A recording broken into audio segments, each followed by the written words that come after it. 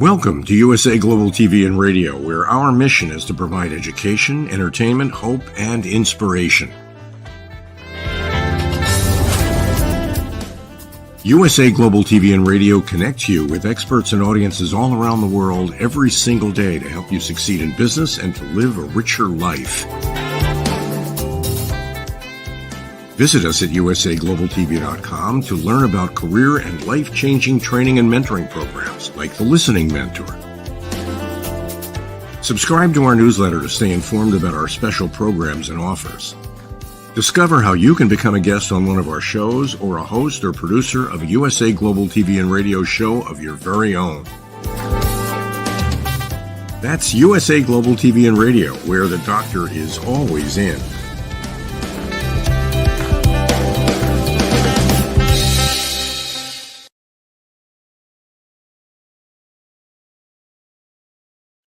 Good morning, good afternoon, good evening, and welcome home to USA Global TV and Radio, where we provide world-class education, inspiration, and hope.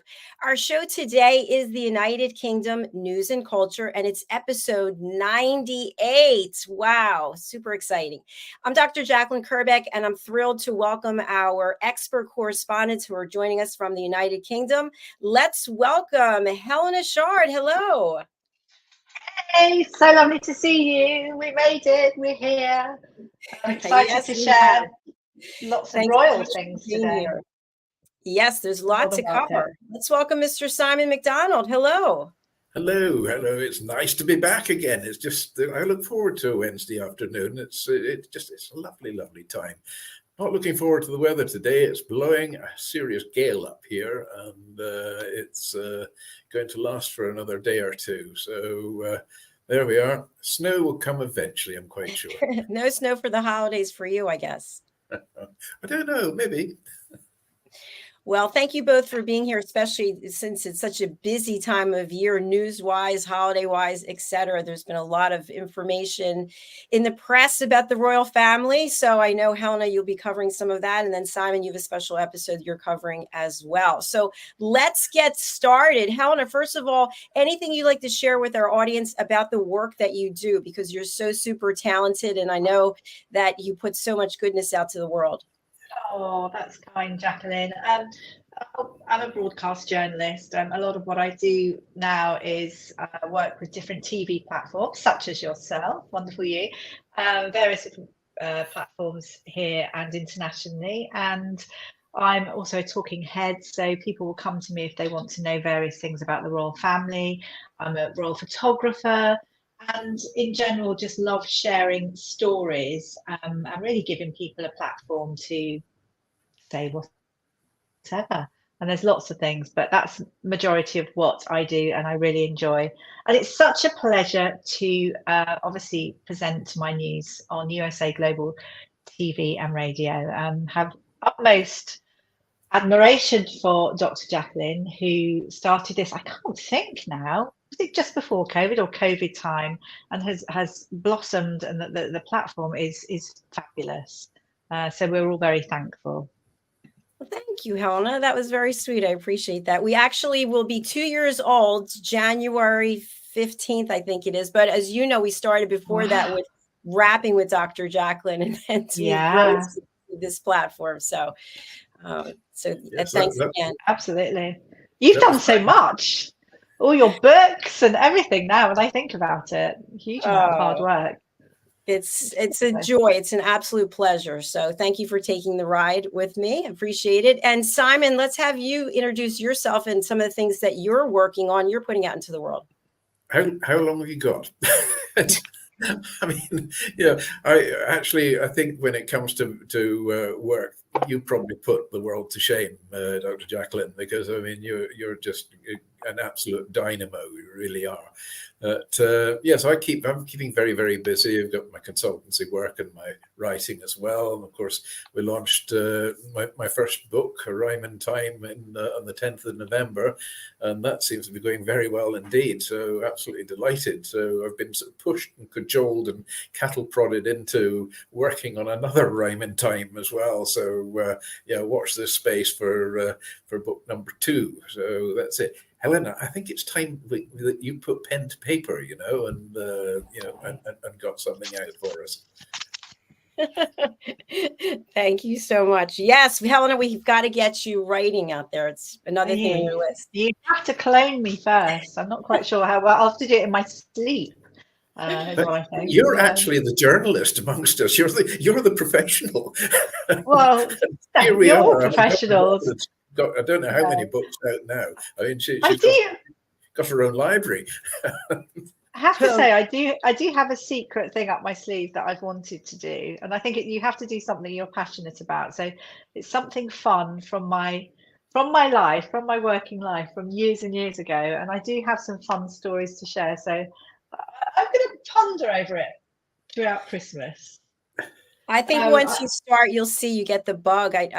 I know that in 2 years I've put out 14 books, which is quite a lot, but I just love doing it, and it just kind of flows. And Simon, you said you're already working on your next one. So Helena, we need you to start writing. And by the way, hello to DIANN FLOYD, who's not with us today, but she is enjoying a day off, and we're thinking of you, DIANN.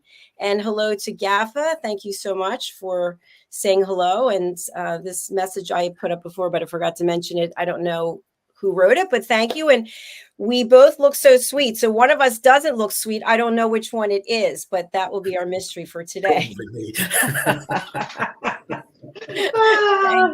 Thank you for the comment. Yes. All right, Helen, I'm going to go over to you and take it away with the news that you have for us. Okay, so I have, basically it's sort of my royal roundup, I would say, and it would be good to have a sort of bit of an interactive session. So I will be sort of asking for your thoughts and talking about various things. So I look forward to that. So I think I'm just going to start with, people have been asking me lots of things, and I've also had to, I said had to, but I've actually quite enjoyed it, watch the end of The Crown, so season 6, so I could give my thoughts. And I have to say, series 6, the last few episodes, actually I was pleasantly surprised. I was surprised because yes, there was light and it absolutely needed it, and I think the funny thing, I think it sort of became people's guilty pleasure, I think, in a weird kind of way. And is there such a thing as reality drama? That's really where I think things have gone. Because lots of stations, actually particularly Fox, have been asking, is this true? Is this true? Is this fact? Is it fiction? What is it? So it's been interesting going through, just looking at all the different historically correct and incorrect things, but not forgetting that obviously it is a drama, it is Netflix, and they are out to make money. So, but I have to say it has been quite good fun. Imelda Staunton, a fabulous English actress here, who actually is going to be, I think, in Hello Dolly coming up in the theatre here. Absolutely superb. Played the late Elizabeth II incredibly well. Her stature, her voice, her comedy timing. I mean, because the late Queen was incredibly funny. Really, really, really very good. So quite amazing. And I also feel that Prince William, Kate Middleton, and even Prince Harry, they're new actresses that have sort of come onto the scene. And obviously this has made them, so they're going to move on to greater things. I look forward to seeing what they go on to next. The funniest thing is the interest, I think, with Carol Middleton, who's been dubbed the British Kris Jenner. Now, to begin with, I was like, what's all this about? Complete madness. But obviously, you know, everyone wants to make a story out of something. And I think the Carol Middleton story, this was around, the papers keep bringing this up every few years, talking about her really orchestrating Prince William and Kate Middleton's sort of meeting and really getting them together, because she was the one that really wanted them to get married, sort of meddling in Kate's love life. I mean, I just think it's absolutely ridiculous. So, okay, so this is a picture of Carol Middleton, Kate Middleton. This is a relaxed shot, not really the shot that I wanted to show. This is them walking down in Chelsea in 2006, so a long time ago. But just to give our viewers an idea of what Carol Middleton looks like, they're both very glamorous. I'm not too sure that shows them in their true glamour, but I just think it's incredible to think that this story has come out. And the reason why they've been talking about it is because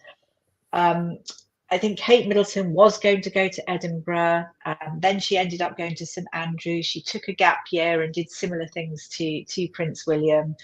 But you know what's wrong with It's Meant to Be? What's wrong with the fact that they actually had lots to talk about, had lots in common, ended up falling in love and got married? That to me means everything. What does everybody think? What's everyone's viewpoint? I mean, as in, when people sort of make up these stories, do you believe in true love? Things are meant to be, rather than it all being orchestrated?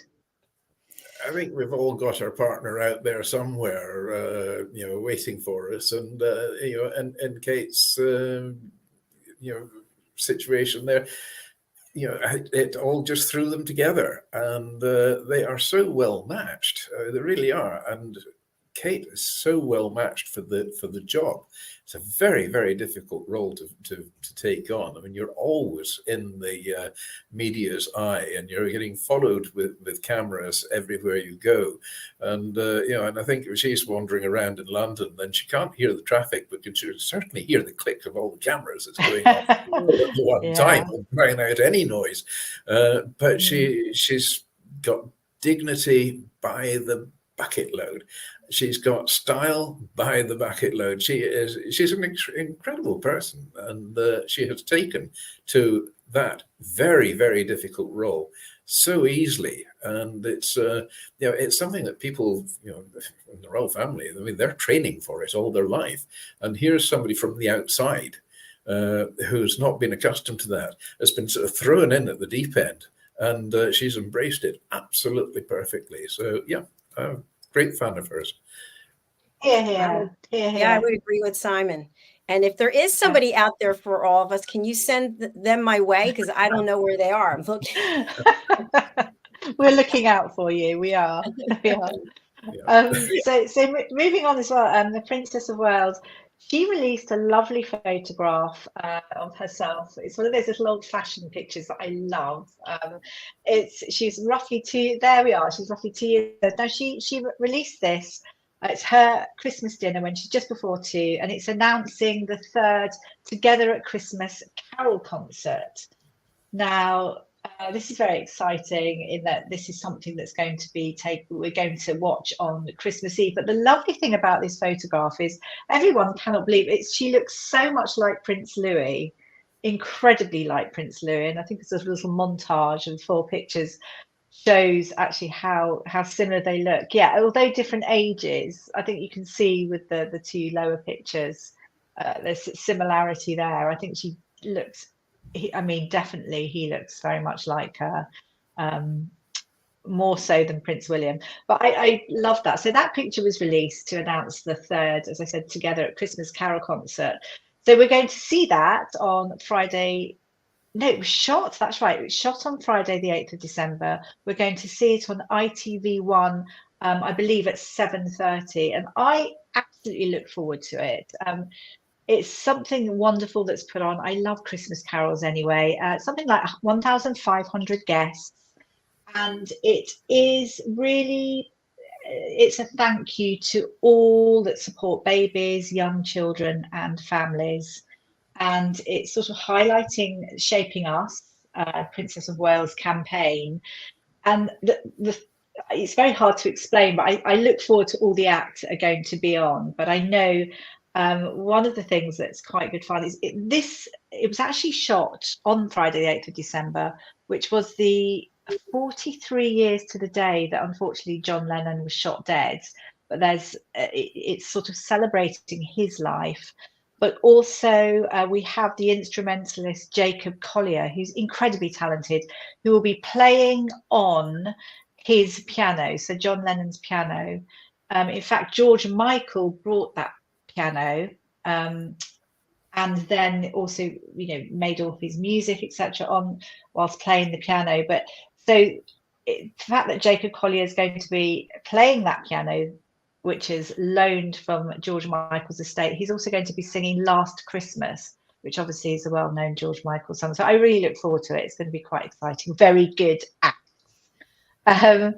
So also moving on, I've been looking at all the Christmas cards that the Royals have brought out. I'm not going to show all of them, but I do wonder if Dr. Jacalyn, you have any of the pictures to show. They're all very different. And it was just for me interesting. We had like the Wales's card, which is that. So this was their festive Christmas card, which actually is a lovely portrait, I have to say, of all of them, looking very beautiful. Also, there's, I think for me, I think it's Charlotte that really takes centre stage. It'd be interesting to show all of them, and then maybe we can just discuss it quickly. But there's also Meghan and Harry's card, if that's there. So that's the whole card, but that's just a picture which is taken from the Invictus Games. And then they made that into their card. And then we have the King and Queen, so King Charles and Queen Camilla. Oh, there we go. Yes, taken from the coronation on May the 6th. So that was taken in the throne room by Hugo Bernard. So that's the official picture. So they are the festive cards, but how different could those cards be? I think they're incredibly different. And I have my own thoughts, and I think that the fact that people release cards, I think, is brilliant, and you know, family pictures is lovely. But I just feel, I don't know, just to say how I feel, I think the black and white picture, I don't like the background so much because it does look like a traditional sort of, you know, we used to go to a photo shop and that's a traditional background. But I do think that the portrait is beautiful. They're wearing white, I think they're wearing white shirts and jeans. So it's quite a casual shot. And I suppose it makes them very relatable, doesn't it? I think Meghan and Harry's shot, which was taken at the Invictus Games, it's very much about them, I feel. It's a shame they haven't got a family shot. But the thing about that, this is a success story, isn't it? So I think in a way that's a good one to show. And the King and Queens, it's taken from the coronation. Funnily enough, there's something out at the moment which is it's all the behind the scenes that took place on the coronation day, which is really, really good fun. Everyone should watch that because it does give a different side to things. I don't know, I'm not too sure about the coronation shot. It is obviously part of history and lovely, but those crowns and everything are a little bit, I don't know what the word is. I think they look quite funny. Am I allowed to say that? What do people think? What are your thoughts, guys? Well, the crown obviously came out of a very expensive cracker. I mean, it really did. But the King and Queen one is very, very formal. Maybe a little bit too formal. I think there should be a slight sort of relaxation in it. The Wales's one, I think that's absolutely beautiful. And I mean, Charlotte there is just, you know, she shines through it completely, and has completely stolen the show there. I mean, she's going to break a lot of hearts, I think, when she gets older. Harry and Meghan's, I don't know. I mean, my first thought when I saw that, it's the cover of a quick getaway hotel break. Yeah, or an invitation to something. I'm sorry, but Harry and Meghan, that one just doesn't do it for me at all. No. It's a shame, isn't it, as well? Because it would be nice to have a family shot. It's Christmas. Yeah, too much family, writing in it. And I think he's missed out the Christmas bit of calling it just holidays. So, definitely, that one gets the thumbs down. Have either of you or both of you sent out your own holiday cards? Yes. Do they have any family pictures? Yeah, no, mine have all gone. I mean, in the UK, they've got a lot of charity cards, and I support the Royal National Lifeboat Institution. Having been part of my life in the past as well. It seems a long time ago now, but so I support them, and so I send out the RNLI cards. And there's a famous cartoonist called Giles, and the Giles cartoons are absolutely priceless. And there's a Giles cartoon every year of lifeboats done there. She did so many in the series of them. They're still going strong. And so that's the one. A bit of cheer, a bit of fun, and supporting a very good cause. And we still have a few more days. We still have a few more days, don't we? So yes, I mean, last posting date, I think, is actually the last for first class postage in the UK. Today. Yes. So that's it. Unless you want to fork out an exorbitant amount of money and send it by special delivery, or it just gets there late. Yes. Yeah, and then it's not. Yeah. And I think a lot of people are handing the Christmas cards out to friends now rather than posting them because postage costs are getting pretty hefty. But definitely not as many cards being sold now as there used to be. They're all going online now, email cards or e-cards or whatever. That seems to be the way forward now. Interesting. So I'm going to continue just a few more stories. I'm aware that I know that we've got to be prompt today, but just moving on to the lovely Sarah Ferguson, who we do love. She's so great, and she always gives updates. She gives updates on the late Queen's corgis, who she inherited, as we know.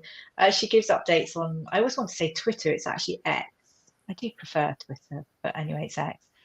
So Wick and Sandy, and we always want to know what they're up to. So she's recently been saying that's the most recent picture. So she's been saying how they've been begging for treats all the time, which obviously means they're well and happy and they're now thriving. That they sleep in their royal beds, which have crowns on. Their tails wag, so they're obviously now they're over their grief, which is lovely to know. And I just think it's so nice. I mean, just to remember that they were given to the late Queen when it was during COVID actually, when she was in Windsor, because she didn't really it was keeping her entertained. She also, Prince Philip as well, was struggling with health, so they were a life savior for her. So that's lovely. I always loved it too. I love animals. And there she is with them too. That's so beautiful. Oh, that's a lovely shot, actually, isn't it? She's funny, and look at them, adorable, absolutely adorable. Lovely thing as well. She's rumoured to be on the guest list for Christmas at Sandringham, which is amazing. I really hope that is the case. And the royal family celebrate each year at Sandringham Estate, and have done since Queen Elizabeth started this in 1988. So that was the tradition. And the royals, they go to St Mary Magdalene Church in the morning, and they greet everyone. They do meet and greet, so well wishers are there. And then they enjoy the holiday traditional feast, yum, which is what I look forward to. But this year it's going to be a bigger affair, because I know Queen Camilla has got her children and grandchildren coming as well. So they're actually going to move into, I think, the ballroom, I believe. Yes, because they're going to have to make a much bigger table.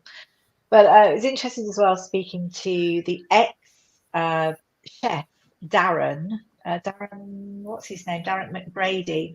He was actually saying that their food that they have is fairly traditional and quite boring. I was thinking, goodness, to say it was quite boring. I actually think it was absolutely yummy, because they have traditional turkey, roast vegetables, sage and onion stuffing, cranberry sauce, bread sauce, all that kind of thing, which I think is really lovely. And then they have Christmas pudding. So it's no posh nosh, but I don't think that's a bad thing necessarily. I think food cooked well is yummy. And one of the things as well he talked about was King Charles's mince pies. There's something special in them. I don't know if it's absolutely special, but it's the brandy butter that they put into them, because the mince pies are cooked, then they have to go cold. They don't have egg on the top, otherwise they stick. Then they're heated up again, and then there's like a swirl of brandy butter, which is just popped under the lid just before they're served. And there was a funny story as well that he mentioned about, well, I don't know how funny it is really, but he learned the hard way not to put too much icing sugar on, because Prince Philip, sort of before he even put it in his mouth, sniffed it and was choking. So it's sort of taken too much of it up. But it's always interesting to hear how people celebrate Christmas. And I think to have a nice, good old hearty meal that's not too fussy, I don't think you can go wrong.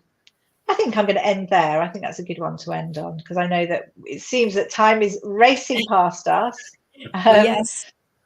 We have one more photograph. I don't know what this one was for. Okay. So this is something, that's a new story. I'm going to keep it very, very brief. So Madness, I love Madness. They're one of these bands, pop bands. They've been around for years and years. And I grew up in Muswell Hill. One of the songs they've got, they sing is something like do do do do do do do. I watched them film a wonderful I was about to say commercial. Was it their, which song was it now? Now I can't think. But it was the trailer to go with it. And it was actually the Barbers at the top of my road. And it was actually that watching that and watching all the cameras and everything that gave me the passion to go into what I'm in now, which is so lovely to see, actually, this live filming. And the reason I'm saying it is they've descended on Oxford Street, Madness has, because of the opening of HMV. Now, I don't know if HMV still is live in the US, but it shut down about 4 years in 2019 because it went under. And for me, I mean, this is the place where you go for your albums, any kind of music, you go there. And it was so exciting, huge. Everyone used to go there and used to have really big acts that used to turn up and promote their music. Like Michael Jackson turned up, the Spice Girls turned up, and everyone used to run there. And it was such a lovely, buzzing time. And that's the difference.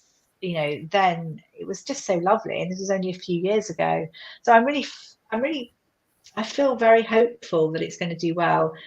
Doug Putzman, I think his name, he's the one that's put the money in. He's revived, it's a big revival. And I hope it's going to really help our economy.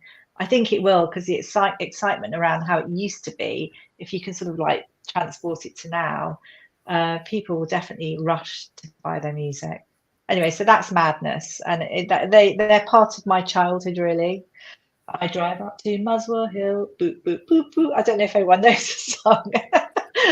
Not doing it too well, but their music is really good fun. And do you know what? They're just as big now as they were all those years ago. And that's the sign of good artists, isn't it? Because they appeal to everyone and they're full of energy and really good fun. Yeah, I do love them. Anyway, enough of me. Moving on. Thank you very much. Thank you, Helena. Thank you very much for reporting. All right, over to you, Simon. Tell us what you'll be talking about today. Well, Helena, thank you very much for giving me the most perfect link into what I'm talking about today. Today, I'm talking about the Houses of Parliament. Utter madness. Yes, well, it's part two. From last week, we talked about the Palace of Westminster, which is obviously known as the Houses of Parliament as well. And this is all under the series of seats of power. And I gave a bit of history and background of the building itself. But today I'll talk you through the important chambers of it, and we'll start off with what is referred to as the upper house, which is the Lord's Chamber. So the Chamber of the House of Lords, it's located in the southern part of the Palace of Westminster. Lavishly decorated room, it measures 45 by 80 feet. The benches in the chamber, as well as all the other furnishings in the Lord's side of the palace, are coloured red. The upper part of the chamber is decorated by stained glass windows, by 6 allegorical frescoes representing religion, chivalry and law. And at the south end of the chamber are the ornate gold canopy and the throne. The sovereign only occupies the throne during the state opening of Parliament. The other members of the royal family who attend the state opening use chairs of state next to the throne, and peers' sons are always entitled to sit on the steps of the throne, although I've never actually seen that happening. In front of the throne is the woolsack, and the woolsack, it's an armless red cushion, armless, not harmless, and it's stuffed with wool, representing the historical importance of the wool trade, and used by the officer presiding over the House, who is the Lord Speaker since 2006. But historically, the Lord Chancellor or a deputy would sit there. The House's mace, which represents royal authority, is placed on the back of the woolsack, and in front of the woolsack is the judge's woolsack, which is a larger red cushion that's used to be occupied during the state opening by the law lords, and the table of the House, where the clerk sits, is in front of that. Members of the House occupy the red benches on three sides of the chamber. The benches on the Lord Speaker's right form the spiritual side, and those on the left is the temporal side. The Lord's spiritual consists of archbishops and bishops of the established Church of England, and they all occupy the spiritual side. And members of the government party also sit on the spiritual side, while those of the opposition sit on the temporal side. Some peers who have no party affiliation sit on the benches in the middle of the House opposite the woolsack. I was going to say woolpack. And they're accordingly known as crossbenchers, surprisingly. The Lord's Chamber is the site of nationally televised ceremonies, the most important of which is the state opening of Parliament, which is held formally to open each annual parliamentary session, either after a general election or in the autumn of the year. At this occasion, every constitutional element of government is represented: the Crown, the Lords, spiritual and temporal, the Commons, the judiciary, and the executive, both government ministers and ceremonial military units in attendance on the sovereign. And a large number of guests, of course, are invited to attend in the large royal gallery immediately outside the chamber. The sovereign seated on the throne delivers the speech from the throne, which outlines the government's programme for the year and legislative agenda for the forthcoming parliamentary session. The Commons, which may not enter the Lord's debating floor, instead they watch the proceedings from beyond the bar of the House, just inside the door. Following the Blitz in 1941, which destroyed the chamber of the House of Commons, the Lord's Chamber was then occupied by the Commons, and the Lords temporarily used the robing room during the reconstruction. State opening of Parliament was carried out as normal, with the new rooms then being used.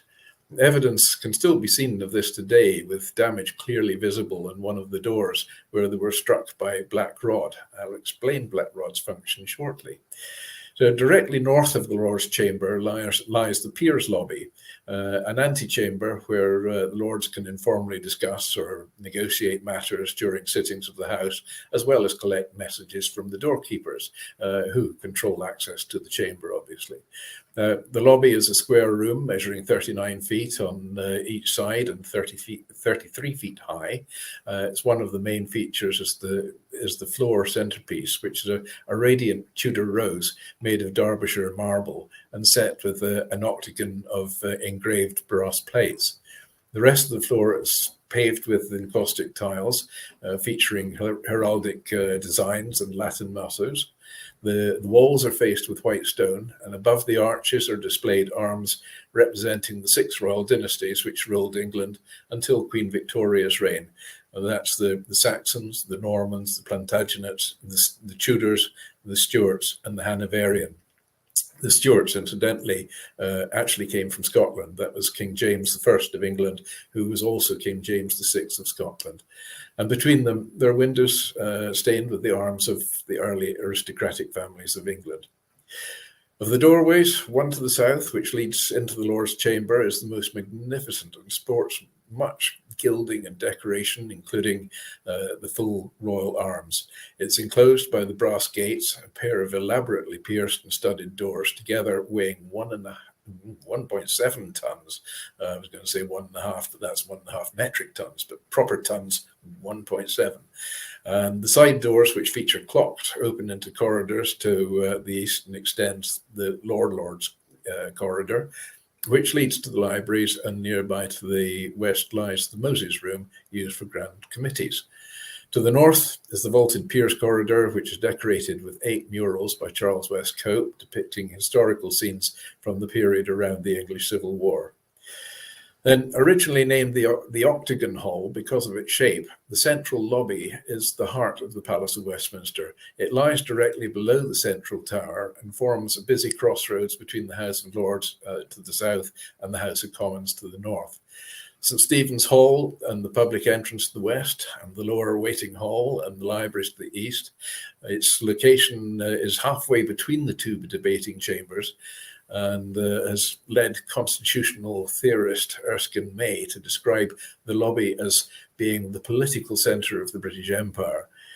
and allows a person standing under the great chandelier, a magnificent ceiling, to see both the royal throne and the Speaker's chair in the House of Commons.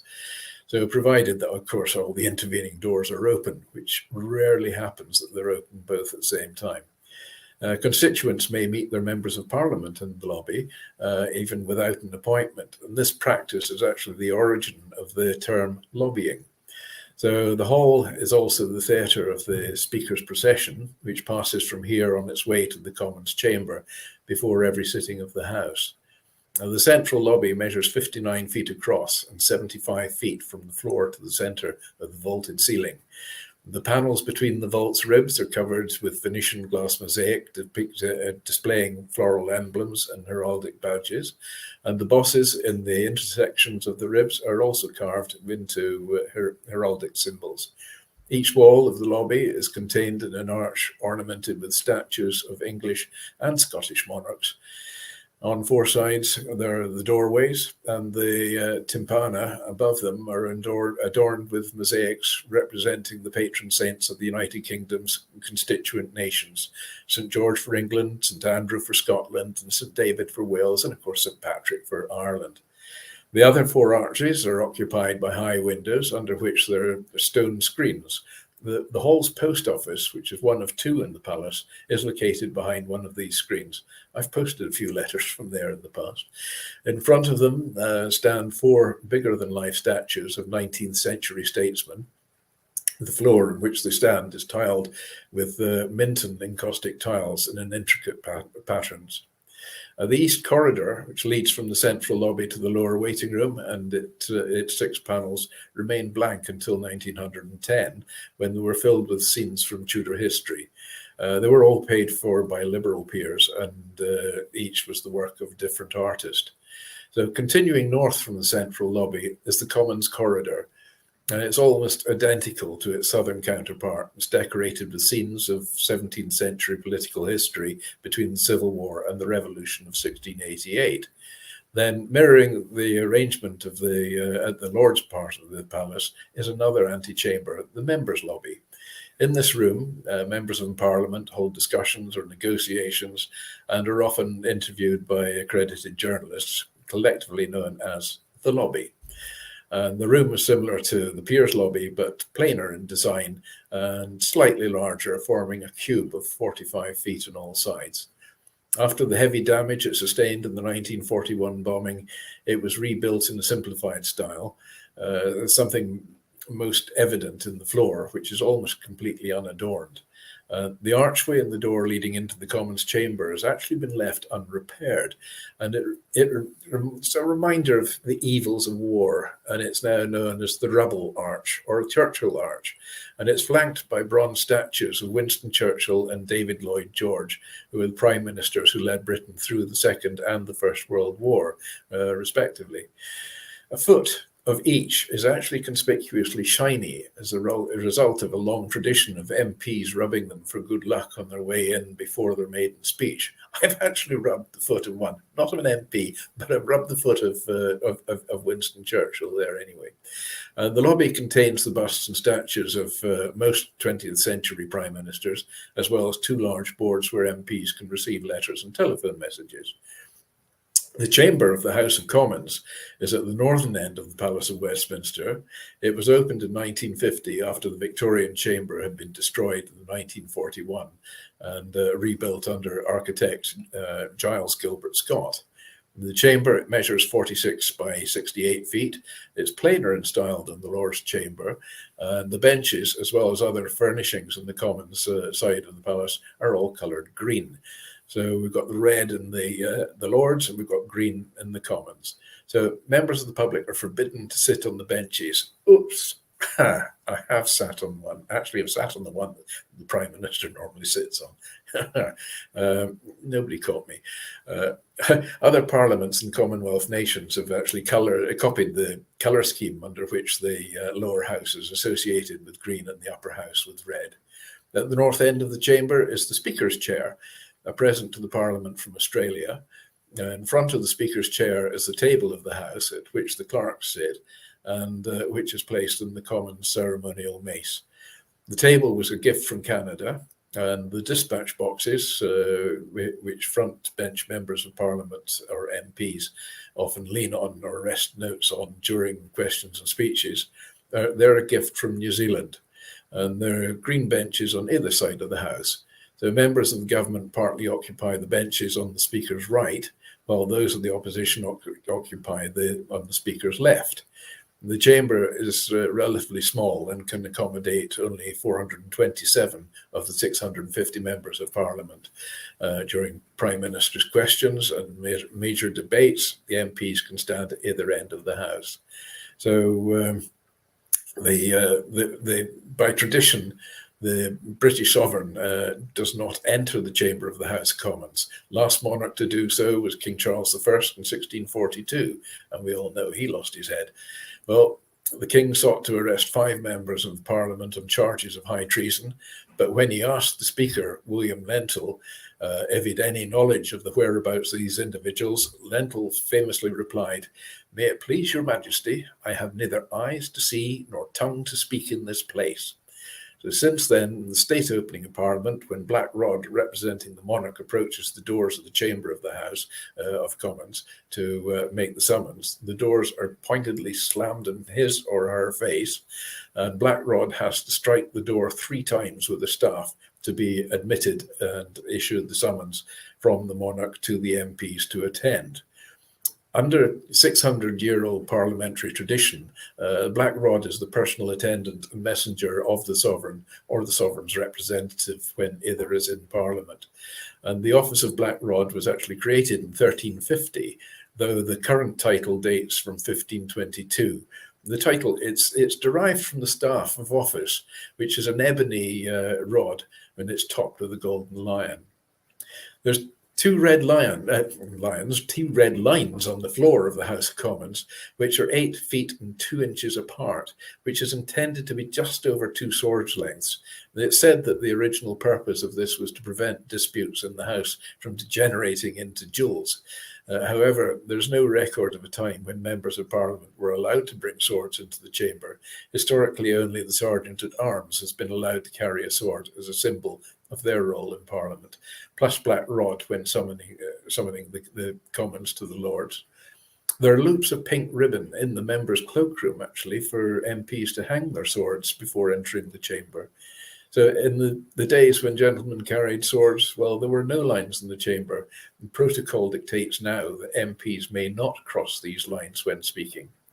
Westminster Hall is a large medieval hall, a great hall, the oldest surviving palace building.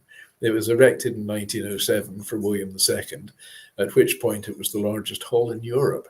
The building has had various functions over the years, including those being used for judicial purposes from the 12th to the 19th centuries.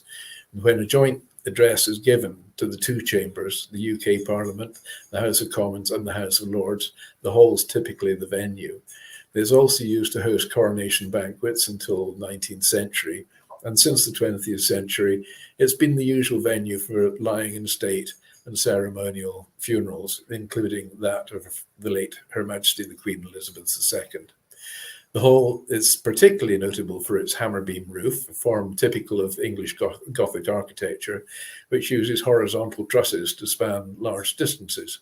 The hall originally had 3 aisles, and the roof was commissioned for Richard II in 1393 and built by the royal carpenter Hugh Herland. It's the largest clear-span medieval roof in England, measuring 68 foot by 240 feet. The oak timbers actually came from woods in southeast England and were assembled near Farnham, Surrey, 35 miles away. The rest of the hall was remodeled by the master mason Henry Yelville, who refaced the walls and added 15 life-size statues of kings placed in the niches. The renovations include 83 unique depictions of Richard's favourite heraldic badge, a resting chained white hart. So there we have both the House of Lords and the House of Commons, all under one roof, but different stories to tell in the 2. So I think I'll just give a little bit again about my weekly thing of on this day, because on this day in 1946, the Christmas classic, It's a Wonderful Life, the film directed by Frank Capra and starring James Stewart, Donna Reed, and Lionel Barrymore, premiered in New York. A marvelous film, absolute magical one. It really is part of Christmas to me. And 2007, Her Majesty Queen Elizabeth II became the oldest monarch of the United Kingdom, surpassing Queen Victoria, who lived for 81 years, 7 months, and 29 days. Famous birthdays? Well, this is one close to my heart. This is very much a Scottish one. Bonnie Prince Charlie, who was born in 1720 and died in 1788. He was born in Palazzo Muti in Rome. And it was Bonnie Prince Charlie's birthday today. So happy birthday, Bonnie Prince Charlie. And there we have this week. Okay, fabulous. Thank you so much. I really enjoyed that. Thank you both for being here today. As you know, we have a closing time for today. So I want to wish everyone happy holidays and thanks so much for being here. Helena, anything you'd like to leave us with before we close out? Oh, thank you very much. I'm just going to say congratulations to the Lionesses goalkeeper, Mary Earps. She has been awarded Sports Personality of the Year, and that's a really big deal here in the UK. So congratulations to her. That's a Man United goalkeeper, and she's just been so happy just to carry on doing what she's really great at. So, yeah, another success story. Yay, fantastic. Thank you so much. All right, we are going to close out for now, and we're going to actually watch a sponsorship from DIANN FLOYD BOEHM for one of her books. So let's take a look at that. And thanks again. Bye, DIANN. Yes, Merry Christmas, Happy Holidays. Oh, And that's friends as well. Happy Christmas, DIANN. Bye, everyone. Everyone, bye-bye.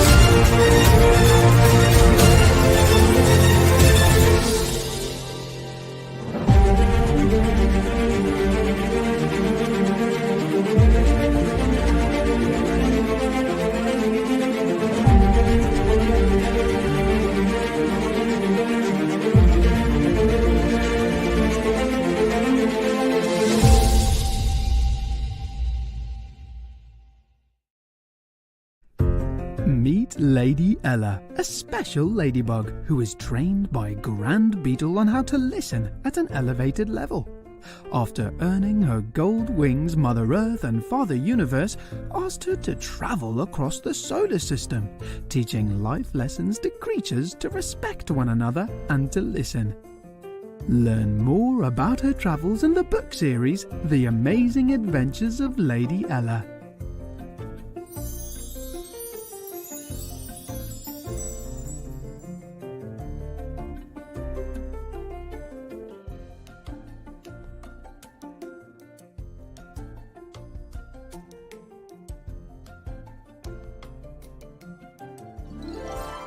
The Amazing Adventures of Lady Ella, the Listening Mentor. Lady Ella's ABCs of Listening. Lady Ella has afternoon tea in London.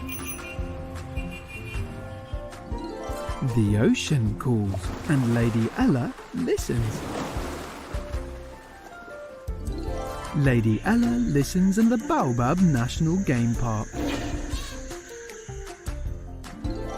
Lady Ella's space adventure across the universe. The magical adventures of Lady Ella and her super-powered friends.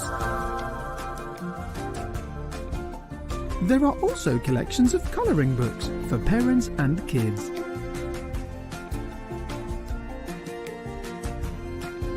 Providing world-class education, entertainment, hope and inspiration.